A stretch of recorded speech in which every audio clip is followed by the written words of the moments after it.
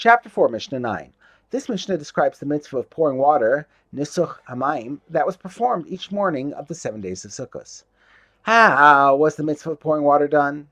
A Kohen filled a golden jug that could hold 3 lugin with water from the spring of the Shiloach, which was near Jerusalem. It was then brought to the temple in a procession. When they reached the water gate in the southern wall of the temple courtyard, they blew on their trumpets a tekiah, 1 long note, a teruah, 3 short notes, and another tekiah as an expression of joy. A Kohen went up the ramp of the altar carrying the jug of water, and when he reached the top, turned to his left and walked to the southwestern corner of the altar. 2 silver bowls were there, one in which a Kohen poured the wine of the daily Tamid service, and one in which another Kohen poured the water in each day of Sukkot. The previous Tana said that the bowls were silver, but the next Tana disagrees.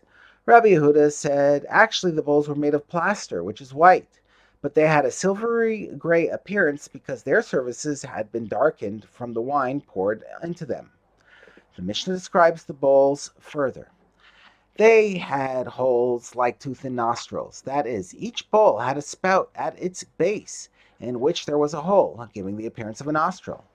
The nostril of one bowl, the one used for the wine, was wide to hasten the flow of the thick wine, and the nostril of the other one, the one used for water, was narrow, so that both of them, the water and the wine, would finish flowing out of the bowls at the same time.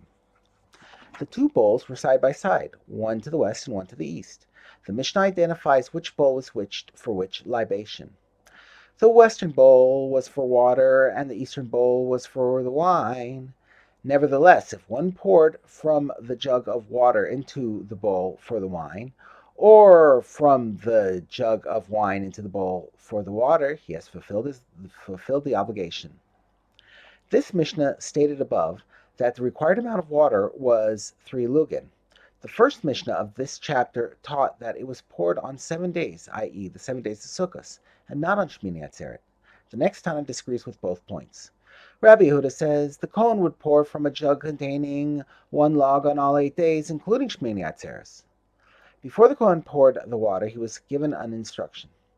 They would say to the one who pours the water, "Raise your hand when you pour."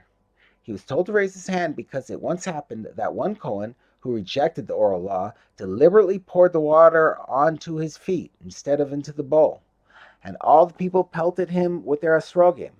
From then on, they asked the Kohen to lift his hand when pouring so that they could see whether he was pouring into the bowl. Into the bowl.